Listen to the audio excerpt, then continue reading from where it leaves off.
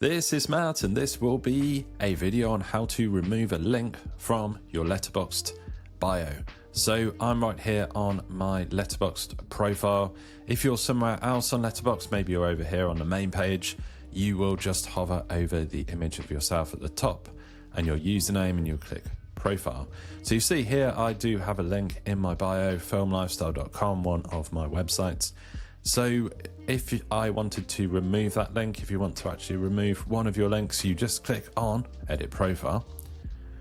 Then we have the profile edit screen right here. We will just delete that and then click save changes. So I'm not going to remove the link as I want my link there, but if you do have a link there and a website, you can just delete it, click save changes, bang, that's done. That will then show up, or not show up as the case may be, and your bio will be free of any kind of links. And you can always add the link back in there again, of course, if you want to.